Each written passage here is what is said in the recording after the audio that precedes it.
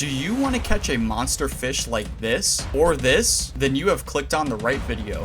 Hello everyone, welcome back to another video. This is Maja Nick here, and today I'm going to be discussing the brand new update that Fishing Simulator has received and how you can catch monstrous fish like the one you're seeing on the screen right now. So with the introduction of update 4.0, there are now a few new things to the game, one of which is the VIP Game Pass, which I discussed on yesterday's video. So if you haven't seen that, make sure to check that out. But today I'm focusing on this section of the update right here, added weights to newly caught fish. So what this basically means is that now we're able to see the weights of fish. So example, this alien starfish, it weighs just over 607 pounds. Now before this, we were not able to see weights at all. For example, this rainbow parrotfish has no weights. It was just a regular fish, not small, huge, or whatever. And all of the fish in the game were like this. But now that we have weights, we can see exactly how much these fish weigh, and that weight changes depending on the size of the fish. So taking a look at the index, I'm just going to click on a random fish, and you could see that there is regular, large, huge, baby, and small sizes for every single fish in the game. And depending on the size of fish that you get will change the weight of it. Now, I didn't realize this at first yesterday, but the weight changes also make the fish way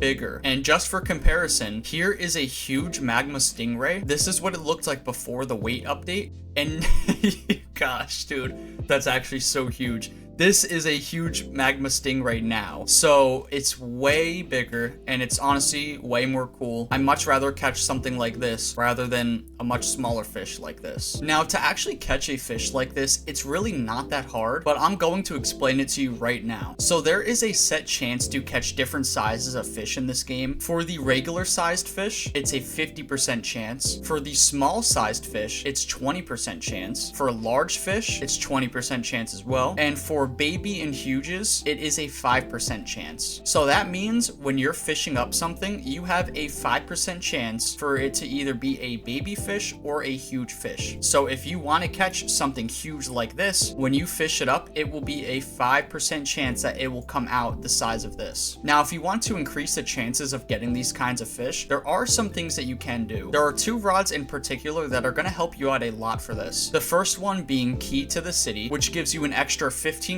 mutation chance and an extra 50% bonus to catching baby and huge fish. Now you can see right here it says fishing index reward. So to actually get this rod, you have to complete the Port Jackson index, which will take a little bit. Completing indexes in this game is definitely not an easy task, but it's one that's very doable and that many people have done. And to do so, you have to catch every size of all regular fish and catch all sizes of fish for any 3 mutations. So what that basically means is that once you catch all the sizes for these regular fish here, so that means this stonefish, this stingray, all these sizes, complete all the sizes for these, then for each individual fish you're gonna have to get all sizes of mutations. So it could be common glow, uncommon glow, and rare glow. And once you catch all the sizes for those 3 mutations, then you move on to the next fish. But it doesn't really work like that. You're probably gonna complete fish at random times, but that's just what you're gonna have to do in order to get Key to the City. Now moving on to the next rod, which might be more accessible to some of you, that's going to be the Cephalo Rod. The Cephalo Rod is the best rod in the entire game, hands down. Its stats is it gives you a 0.001% mutation boost, a 50% boost to baby and huge chance, 38% rarity chance, and 17% reeling speed. So not only does it give you reeling speed, you could fish faster, you have a higher chance to catch rare fish, and you even have a chance to catch a Midas fish, which is really